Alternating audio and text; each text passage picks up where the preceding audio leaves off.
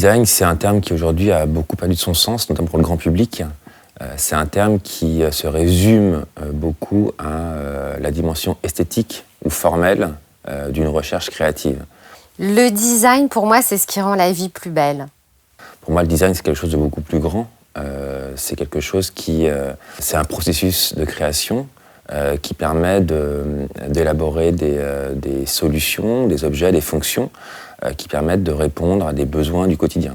Le design est devenu non plus uniquement un élément esthétique, ce qui déjà est énorme, mais il a été poussé beaucoup plus loin et aujourd'hui c'est vraiment un outil de service, d'expérience qu'on peut utiliser. Et tout ça, c'est grâce à la révolution, notamment digitale. Pas uniquement, mais en grande partie. Je pense qu'il y aura toujours un avant et un après Apple, par exemple. L'innovation qui, pour moi, elle peut être liée à la technologie, mais dans le système de pensée, elle est complètement liée entre la technologie qui est le moyen et le design qui est la source de réflexion. Les deux fonctionnent et avancent ensemble. Le design, pour moi, il doit être aujourd'hui lié complètement à une dimension industrielle et marketing. La recherche même de design qui va pouvoir s'intéresser à des processus managériaux, à des processus de création, doit aujourd'hui, pour moi, s'inscrire dans une démarche plus globale qui va être celle de la méthode de pensée d'ingénieur, donc qui va être basée sur la méthode du processus, ou de la méthode de pensée marketing qui va être plus de l'analyse. Je pense que le cercle vertueux des trois font que demain, le processus de design va intégrer complètement l'économie et devenir un best practice.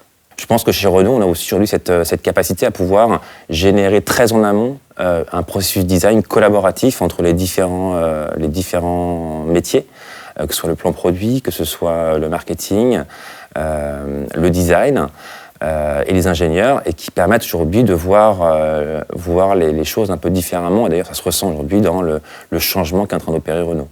Aujourd'hui, les potentialités de cette époque dans laquelle on vit, elles sont telles que, avec la technologie, grâce à la technologie, qu'on intègre dès la conception en fait, de nos espaces de vie, essentiellement, et le design et la technologie ensemble, pour être capable d'apporter le meilleur de l'expérience à nos clients de manière efficace, fluide, et belle et agréable, et douce à vivre aussi, parce que moi je pense qu'encore une fois, le design, c'est ça, c'est rendre la vie plus belle. Être capable d'aller à la fois puiser dans son ADN et être en projection sur l'avenir, faire travailler dans des contraintes industrielles sur des éléments de design, je pense que c'est une force extraordinaire pour une marque.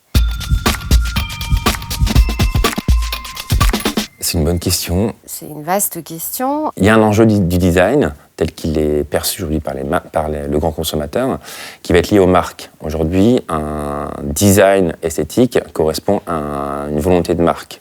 On rapproche et on reconnaît un produit parce qu'il est designé pour une marque et par une marque. Dyson, on les reconnaît. Apple, on les reconnaît. Voilà. Donc, s'il y a un enjeu qui va être un enjeu d'image de marque, un enjeu de reconnaissance de touchpoint de la marque, qui sera sûrement un enjeu qui va grandir demain. Ce sera toujours l'enjeu du design, c'est de ne jamais oublier sa finalité, qui est quand même d'être au service d'un client, en tout cas pour une marque.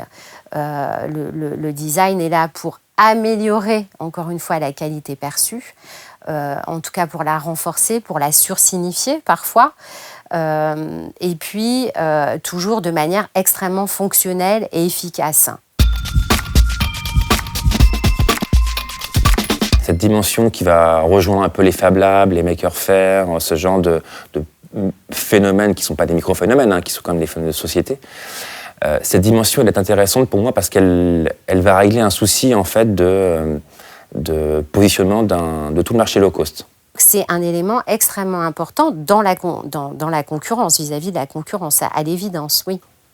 Pour Air France, à l'évidence, parmi nos principaux concurrents, pas uniquement nous avons les low cost, mais je dirais que et les low cost et finalement des compagnies qui sont aussi des compagnies hyper puissantes, hyper riches,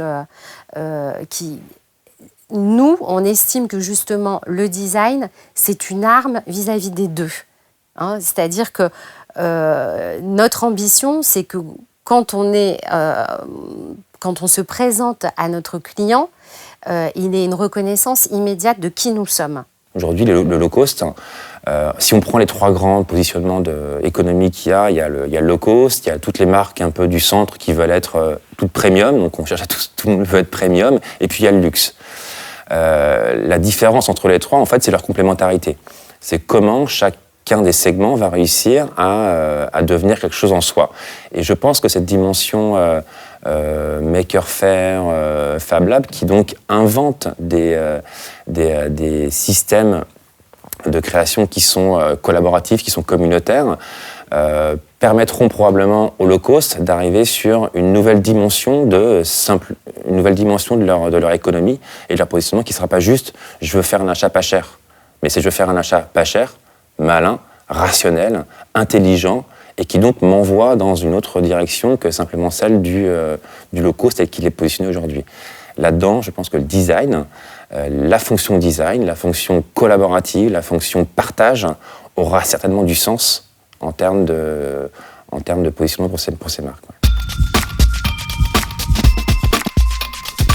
Alors, est-ce qu'il y a une méthode de design à la française ? J'en suis pas sûr. Oui, je pense vraiment que ça, c'est une puissance énorme de notre pays. Je pense qu'aujourd'hui, les Français sont dans l'élaboration même de la méthode de pensée, de création, design, sont très réfractaires.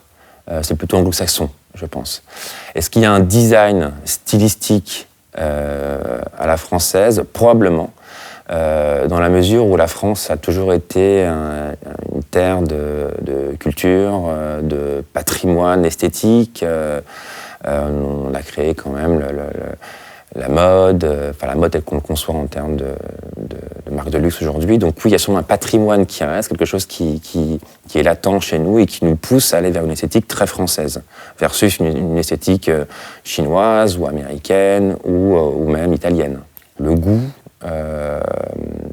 probablement aussi quelque chose qui va faire écho à notre côté un peu révolutionnaire, donc ce côté un tout petit peu non conformiste. On est quand même une nation qui coupons la tête de nos rois et ça a du sens. Donc il y a sûrement une part de quelque chose d'un tout petit peu réactionnaire. On ne pourra jamais se séparer de toute notre éducation, notre patrimoine historique. Donc oui, je pense qu'aujourd'hui, le design à la française se tourne vers quelque chose d'ouvert, mais d'affirmé. Pour moi, le design français, là où on est très fort, voire les meilleurs, c'est sur le design de vie, des espaces de vie. Ce qui est assez intéressant parce que c'est beaucoup plus complet. Ça englobe beaucoup plus que des éléments fonctionnels comme une chaise, un bureau, etc., où on peut se dire que les Scandinaves sont extrêmement forts, voire les Brésiliens aussi. Nous, ce qu'on arrive à concevoir en termes de design de manière très spécifique, ce sont les espaces de vie.